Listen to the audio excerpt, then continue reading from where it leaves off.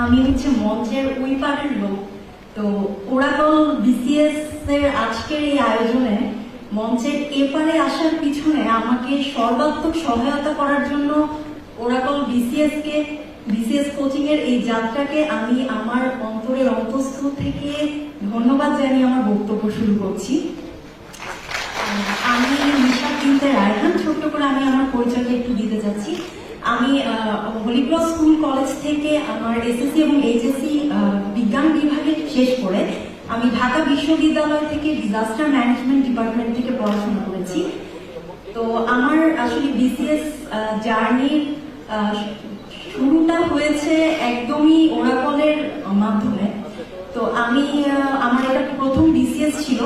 অবশ্যই আমি আরেকটা জিনিস না বললেই না, সেটা হচ্ছে আমি আসলে মূলত আমার ডিপার্টমেন্টের ফার্স্ট হয়ে বের হয়েছি এবং সবসময় আমার ইচ্ছা ছিল আমি হয়তো শিক্ষকতাকে আমার পেশা হিসেবে কখনো নিব, কিন্তু আসলে রিজিকের যে ব্যাপারটা থাকে সেটা আসলে পূর্ব নির্ধারিত, এটাতে কোনো সন্দেহ নেই।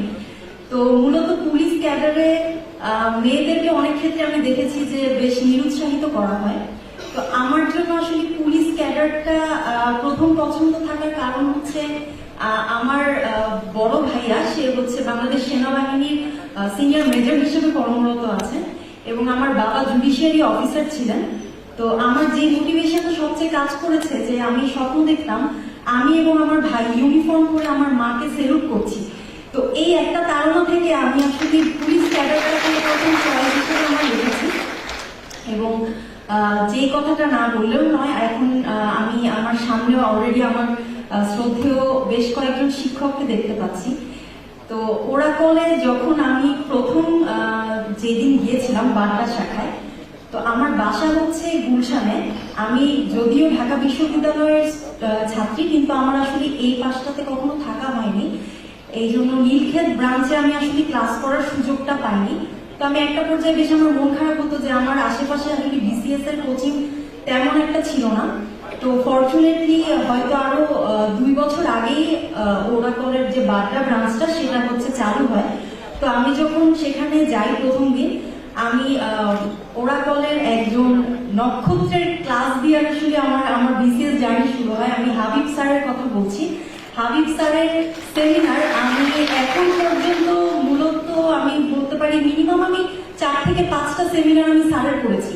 কারণ স্যারের কথায় আমি যে ধরনের একটা ফোর্স আমার নিজের মধ্যে ফিল করেছি সেটা অন্য কখনো কোনো কিছু আমাকে এতটা আসলে ইন্সপায়ার করেনি কখনো। তো পরবর্তীতে সেখান থেকেই আসলে শুরু, এবং আমি একটা বিসিএসসি অ্যাপ্লাই করেছি। আমার যেটা চিন্তা ভাবনা ছিল যে আমি একটা বিসিএসসি দিব, একবারই দিব, আমি আর একটা বিসিএস অ্যাপ্লাই করবো, এবং আমি করিও নি। তো আল্লাহর অশেষ রহমতে আমি প্রথম বিসিএসসি আমার পছন্দের ক্যাডার পেয়েছি, যেটা অবশ্যই আল্লাহর অশেষ রহমত এবং আমার মায়ের দোয়া, এটা না বললেই নয়। তো নতুনদের জন্য আমি হচ্ছে এখানে যেন আমার ক্যাডার সহকর্মী বৃন্দ আছেন, ভবিষ্যতে আমার সাথে আমরা একসাথে কাজ করব, তাদের উদ্দেশ্যে তো আসলে কিছু বলার নেই। কিন্তু যারা সামনে আছেন, সামনে দিবেন পরীক্ষা, আপনাদের উদ্দেশ্যে একটা কথাই বলতে চাই, মানুষ আসলে তার স্বপ্নের সমান না, তার চেষ্টার সমান বড়। এই জিনিসটা আমি সবসময় খুব ফিল করি। আপনি যদি একটা ভুল রাস্তায়ও কঠোর পরিশ্রম করেন, সেখান থেকেও আপনি ভালো কিছু পাবেন। আপনার নট নেসেসারি আপনি আপনার ট্র্যাক ধরেই পরিশ্রম করছেন। আমি একটা ছোট্ট উদাহরণ দিই। আমি যখন আমার ক্লাস 10-এর টেস্ট পরীক্ষা চলছিল, আমি ফিজিক্স পরীক্ষার দিন কেমিস্ট্রি পরীক্ষার তুখর প্রিপারেশন নিয়ে পরীক্ষা দিতে যেয়ে প্রশ্নপত্র হাতে পেয়ে দেখি আজকে আসলে ফিজিক্স পরীক্ষা ছিল। তো সেই সময় আমি মোটামুটি পরীক্ষাটা দিয়ে বের হয়ে এসে যখন ভাবলাম যে সায়েন্সের আসলে এই সাবজেক্টগুলো তো অবশ্যই খুবই কমপ্লিকেটেড, তো আমার পাস আসে কিনা। তো পরবর্তীতে যখন কেমিস্ট্রি পরীক্ষাটা আমার ছিল, তখন আমার কাছে মনে হচ্ছিল তো আমি কেমিস্ট্রি তো আগেই পড়েছি, তো সেই পরীক্ষার আগে আমি আসলে তেমন একটা কিছু পড়ি নাই, জাস্ট রিভাইজ দিলাম। এবং আনফরচুনেটলি আমার কেমিস্ট্রি পরীক্ষাটাতে এত খারাপ হলো, আমি কিছুই পারলাম না। এবং রেজাল্টেও আমি দেখলাম যে আমার ফিজিক্স পরীক্ষার মার্কস আমার কেমিস্ট্রির চেয়ে ভালো হয়েছে, ওয়ারেজ আমি কেমিস্ট্রির জন্য 2বার প্রিপারেশন নিয়েছিলাম, এটাই ভালো হওয়ার কথা ছিল। কিন্তু ওই যে পরিশ্রমটা আমার আসলে ওই পরীক্ষার আগেই বেশি করেছি আমি, ভুল পথের পরিশ্রম, কিন্তু তারপরেও কিন্তু সৃষ্টিকর্তা আমাকে সাহায্য করেছে। তো আমি নিজেকে খুবই একটা মধ্যম পর্যায়ের স্টুডেন্ট মনে করি। আমার অনেক সময় লাগে একটা জিনিস পড়তে। তো আমি যে কাজটা আমার থ্রু আউট মাই জার্নি আমি ট্রাই করেছি, আমি সবকিছু খুব লিখে লিখে পড়ার চেষ্টা করতাম। তো আমি মনে করি এই জিনিসটা আসলে মনে রাখতে অনেক সাহায্য করে।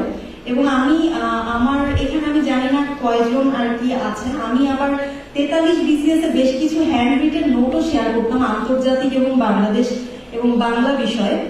তা আমার কাছে মনে হয় কি বিসিএস আসলে শুধু পড়াশোনা ভাগ্য এটা না, মানুষের দোয়াটা অনেক ইম্পর্টেন্ট। স্পেশালি হচ্ছে আমার বাবা মা, আমার আত্মীয় স্বজন এবং হচ্ছে আমার যাদেরকে বিন্দুমাত্র উপকার করার একটা স্কোপ আমার থাকে, তাদের প্রতিটা দোয়া আসলে এই জার্নিটাকে আরো অনেক সহজ করে দেয়।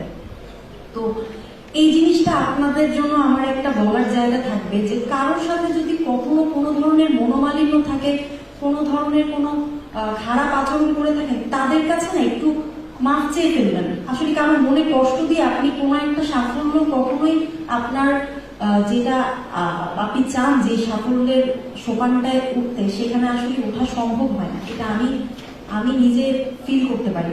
কারণ আমি হয়তো আজকে যেই পজিশনে এখানে সুপারিশ প্রাপ্ত হয়ে আপনাদের সামনে দাঁড়িয়েছি, আমি হয়তো এতটুকু যোগ্য না। কিন্তু সর্বোপরি আমি আর বাড়াচ্ছি না আমার বক্তব্য। ওরাকল বিসিএস পরিবারকে অসংখ্য ধন্যবাদ। আমার বাড্ডা ব্রাঞ্চে যারা আমার ভাইয়ারা ছিলেন, অসংখ্য ধন্যবাদ তাদেরকে, মেহেদি ভাই স্পেশালি। এবং আমার সামনে উপবিষ্ট আমার সম্মানিত শিক্ষক, এখানে আমার হাবিব স্যার আছেন, বাংলার আবু হুরায়রা স্যারের কথাও আমার অবশ্যই বলতে হবে, এবং আন্তর্জাতিকের আশরাফ স্যার, আপনাদের প্রতি আমি অসম্ভব কৃতজ্ঞ। আপনারা সবাই আমার জন্য দোয়া করবেন এবং আশা করি সামনে আপনাদের সবার পথ চলা অনেক সুন্দর ও সুশৃঙ্খল হবে। সবাইকে অসংখ্য ধন্যবাদ।